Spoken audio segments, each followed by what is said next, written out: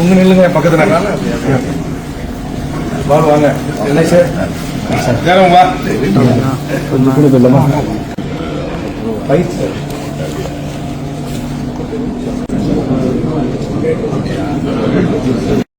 வருகை தந்திருக்கின்ற அத்துணை தலைவர்களையும் உங்களுடன் வருகை தந்திருக்கின்ற அத்துணை நிர்வாகிகளையும் அன்போடு நான் உங்களை வணங்கி வரவேற்கின்றேன்.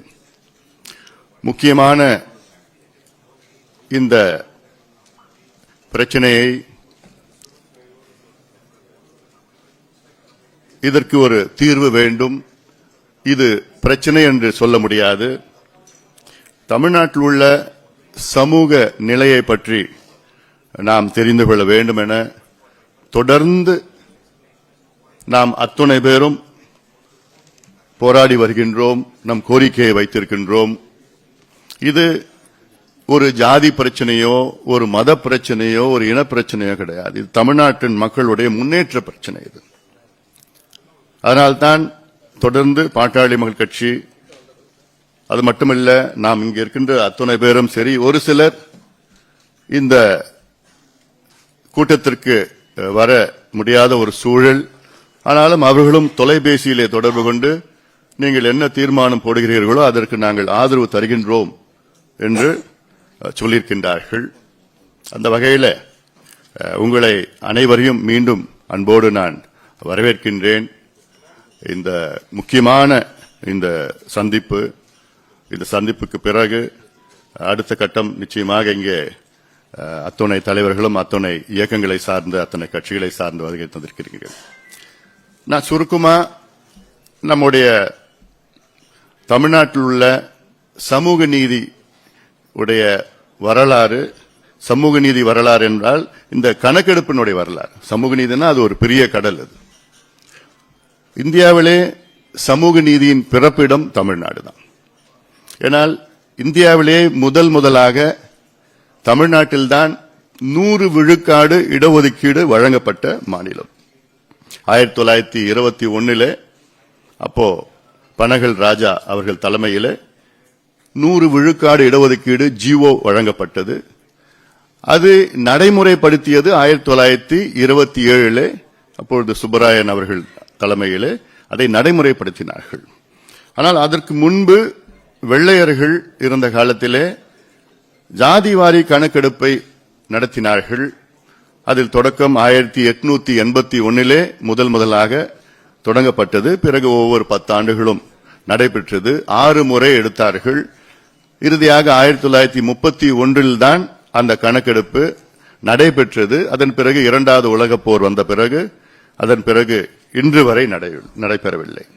இப்போ நமக்கு இருக்கின்ற இடஒதுக்கீடு சமூக திட்டங்கள் எல்லாமே 1931 நடந்த ஜாதிவாரி கணக்கெடுப்பு வைத்துத்தான் 95 ஆண்டு காலத்திற்கு முன்பு இருந்த அந்த பழைய தரவுகளை வைத்துத்தான் இன்று நமக்கு வழங்குகின்ற இடஒதுக்கீடு அந்த அடிப்படையில் தான் வழங்கிக் கொண்டிருக்கிறார்கள். அதே போன்று நமக்கு 100 விழுக்காடு இடஒதுக்கீடு தமிழ்நாட்டில் கிடைத்தது. இந்த 100 விழுக்காடு இடஒதுக்கீட்டை அதில்லாமல் 1935 அப்பொழுது நம்முடைய தந்தை பெரியார் அவர்களை போன்றவர்கள் எல்லாம் அழுத்தம் காரணத்தால் மத்திய அரசில் தமிழ்நாட்டில் பகுதியில், அதாவது சென்னை மாகாணம், அப்பொழுது மத்திய அரசு நிறுவனங்களில் இடஒதுக்கீடு வழங்கப்பட்டது 1935. ஆனால் சுதந்திரம் கிடைத்த பிறகு பல வழக்குகள் தொடங்கப்பட்டனர். சென்னை உயர்நீதிமன்றத்திலும் உச்சநீதிமன்றத்திலும் இந்த இடஒதுக்கீடு ரத்து செய்தார்கள்.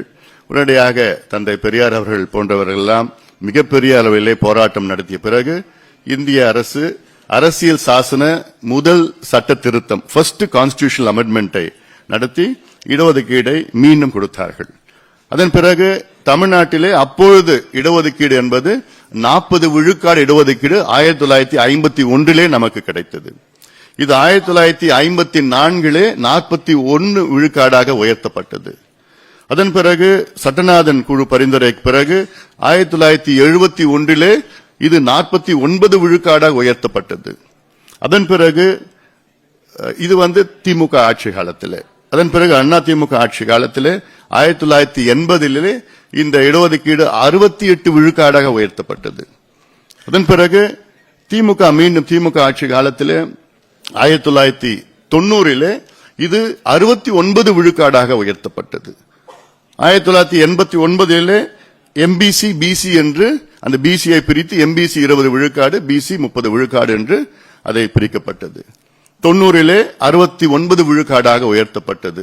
அதன் பிறகு 90 இந்த மண்டல் கமிஷன் பரிந்துரை, 92 இந்திரா சாணி வழக்கு உச்சநீதிமன்றத்தில் இந்த இடஒதுக்கீடு இந்தியாவிலே எந்த மாநிலத்திலும் 50 விழுக்காட்டிற்கு மேல் இருக்கக்கூடாது என்று 13 நீதிபதிகள் அமர்வு தீர்ப்பளித்தார்கள். அதன் பிறகு 94 அதிமுக ஆட்சி காலத்திலே நம்முடைய தமிழ்நாடு 69 விழுக்காடு இடஒதுக்கீடு சட்டம் மத்திய அரசை அழுத்தம் கொடுத்து, அன்றைய பிரதமர் நரசிம்மராவ் அவர்களை அழுத்தம் கொடுத்து, அப்பொழுது அரசியல் சாசன சட்ட திருத்தம் கான்ஸ்டிடியூஷனல் அமெண்ட்மெண்ட் வரவைத்து அதில் நம்முடைய 69 விழுக்காடு இடஒதுக்கீட்டை 9வது அட்டவணையிலே பாதுகாப்பு செய்யப்பட்டது அதிமுக ஆட்சி காலத்தில். அதன் பிறகு 2008 இஸ்லாமியர்களுக்கு 3.5 விழுக்காடு உள் ஒதுக்கீடு வழங்கப்பட்டது. 2009 அருந்ததியர்களுக்கு 3 விழுக்காடு உள் ஒதுக்கீடு வழங்கப்பட்டது. அதன் பிறகு பல வழக்குகள் தொகுத்தார்கள். இந்த வழக்கு பார்த்தா இந்திரா சாணி வழக்கு பிறகு 1994 ஒரு வழக்கு தொடரப்பட்டது. அந்த வழக்கு 2008 வந்தது. பொதுவாக 9வது அட்டவணையில் எது இருந்தாலும் அதில் நீதிமன்றம் தலையிட முடியாது 9th ஷெட்யூல்ல. ஆனாலும் அப்போ அந்த தலைமை நீதிபதி நாங்க அதை தலையிடுவோம் என்று அது ஒரு நிலைப்பாடை எடுத்துக்கொண்டு இந்த வழக்கு 2010 வந்தது உச்சநீதிமன்றத்தில். அப்போ நீதிபதிகள் என்ன சொன்னார்கள், தமிழ்நாட்டில் மட்டும்தான் 69 விழுக்காடு இடஒதுக்கீடு, அதாவது இந்தியாவில் மற்ற மாநிலங்கள் எல்லாமே 50 விழுக்காடு தான். தமிழ்நாட்டுடைய தனித்துவமே இதுதான். வேற எந்த மாநிலத்திலையும் 50 விழுக்காட்டுக்கு மேல் போல. இப்ப கொஞ்சம் அங்கங்க 52 53 சில இருக்கு. அதுவும் நீதிமன்றம் இன்னும் கை வைக்கல. அப்போ 2010 நீதிபதிகள் அப்ப தலைமை நீதிபதி சொன்னாரு, தமிழ்நாட்டில் இன்னும் ஓராண்டிற்குள் நீங்கள் ஜாதிவாரி கணக்கெடுப்பு நடத்தி தமிழ்நாட்டில் 69 விழுக்காடு மக்கள் பிற்படுத்தப்பட்ட தாழ்த்தப்பட்ட பழங்குடி மக்கள் பட்டியலின மக்கள் இருக்கின்றார்களா என்று எங்களுக்கு கணக்கு இருந்தா நாங்க நீடிப்போம், இல்லைன்னா நாங்க ரத்து பண்ணுவோம் சொன்னாங்க.